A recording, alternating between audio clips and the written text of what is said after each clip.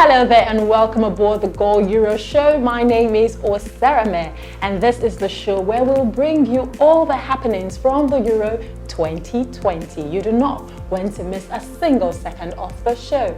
And as you know, I do not walk alone. I have got with me my right hand, Babajide Guerrero. It's good to see you again. It's good to see you as well. Are you happy? Are you happy to be here? Are you ready for us with all the information that we need? Yes. It's Euros and it's great. Every time you go, it's 99,000 naira per match week, and then 99,000 grand prize. I just regret my job sometimes. Yeah. I don't think you can. You can't be the one giving out the money. It's fine. Let's just continue the show. Don't make me feel worse than I already do. We'll talk about all that later on the show. But first, let's talk about the players that are going to the tournament. Let's talk about the top 100 players in the tournament. I mean, we've got a couple of players from the Premier League, La Liga, Serie A, all of them. We've got Phil Foden, who I think is like my personal favorite. I just love him for... Because he's a fine boy.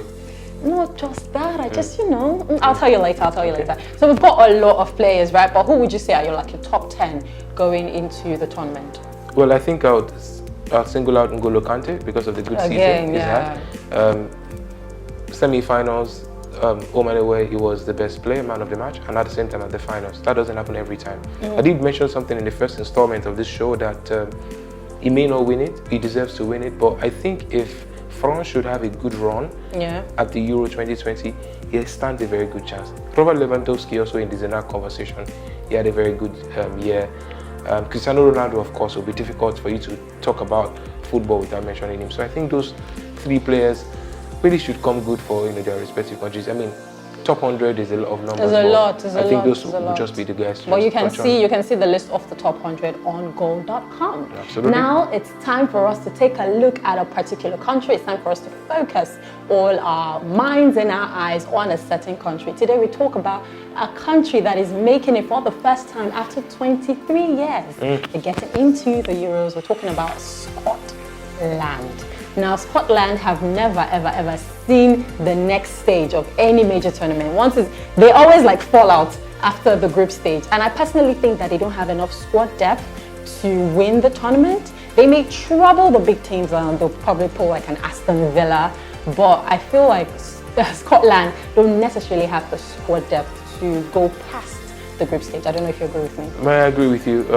But football has been able to teach us all a life lesson. That you never give up, that you never forget things that you... Wales made their debut, they were debutants in 2016. They've never been to any tournament up until that time. And guess what? They made it to the semi-finals, and that's a big deal. Scotland can draw confidence from that. But the sad thing about Scotland is that Wales had a Gareth Bale, Aaron Ramsey in that team. Scotland has a Tierney and Robertson, who are the best players in the team, and they play in the same position, unfortunately. And one thing about football at the same time is the ability to rock. It's a tournament. It's not a league. So if you do not step up, if those big boys, England in their group, Czech Republic do not step up, Croatia do not step up on the match days, Scotland can take it. They've got some decent players with quality Premier League experience here and there, but players from the land of the whiskey will never do enough. Scotland they're always going to fall short, judging by what we see on paper. But football is never played on paper, and they've got some very interesting things right there in Scotland. Their meal haggis is made from very, very interesting condiments of food. And I think the condiments is going to help them play on the pitch. Well, if they can eat a lot of it, they need it. They need it to boost them up. But I would recommend, assuming they have fufu, I'm telling you, it will help. It will help. It will give them enough energy that they need, right? I'm looking at Andy Robertson eating fufu before the game. But I'm sure Scotland will do as well as they can be, but I do not see them progressing past the group stage. Getting to this level is a huge achievement for them. They are satisfied with that. Getting there, no disrespect to say they make up the numbers, but getting there is a big, significant one. If they can get past the group stage, whoa, it's summer in winter. Now it's time for us to show you guys the odds for this week. This week we're taking a look at two separate matches. We're looking at England versus Croatia and France versus Germany. England versus Croatia is quite dicey.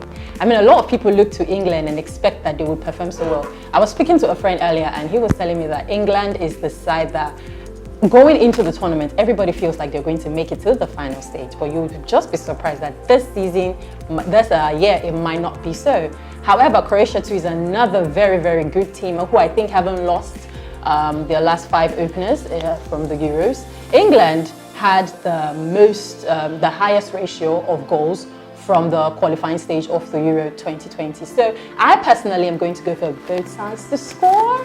I don't know. Are you mistaken? If you were to stake, how would you stake? Both sides to score, yes, and then maybe over 1.5. But the Germany-France game is going to be for me under 2.5. Under 2.5. Yeah, I don't see a lot of goals in that game. It will be difficult to get goals because one team is going to be defending, another team is going to be attacking.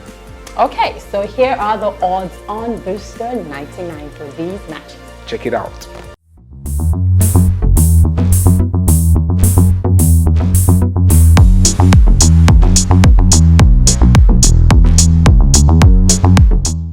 These are the games, these are the odds. Stake on booster99.com and you could be the winner of 99,000 naira this week, or even the winner of the grand prize of 1 million naira minus one.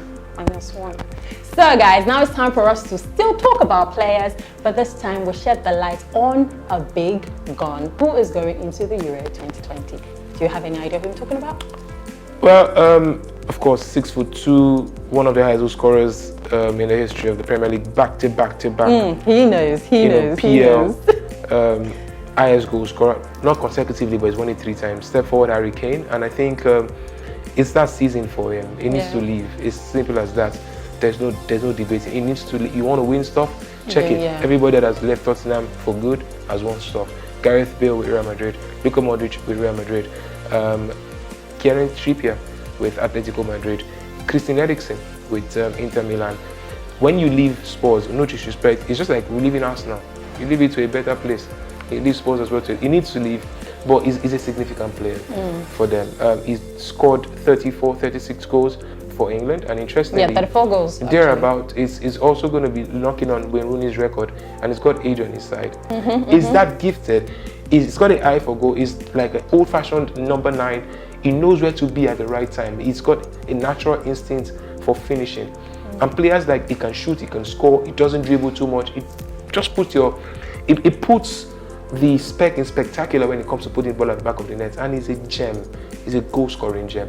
And England will be glad if I thought they can get the Hurricane, I can give her the season. Sure, he is a goal-scoring gem indeed. I mean, he scored 166 goals in 242 appearances. Like, that's a lot. That's a lot. But very quickly, I mean, there's been a lot of transfer rumors, as is with every transfer window. But we've heard that he may be moving to Man City, Manchester United. If at all he stays in England, which team do you think he will be moving to? Or rather, if at all he stays in the Premier League? City looks likely. City looks likely because of the money, because of he's assured of trophies. United are still in that phase where it's uncertain for them. Chelsea, well, I think they had a good season, but I'm not sure they would win the PL again. I'm not quite sure. Even if they get Haaland, no. Exactly, I was about to say that. Like, even if they get Haaland, are you sure? I don't think so. I don't think they will win the Premier League. Yeah. If he's going to stay in England, I think it's going to be City. It's going to be City, right? Proud citizen. I'm a citizen. Oh no, here we all go. day, everything. Okay. All right, folks. So there you have it. Remember to visit booster99.com for the fastest cash outs and, of course, the very, very best odds. It doesn't get better than Booster 99. So from Babajide Guerrero and myself, it's bye for now.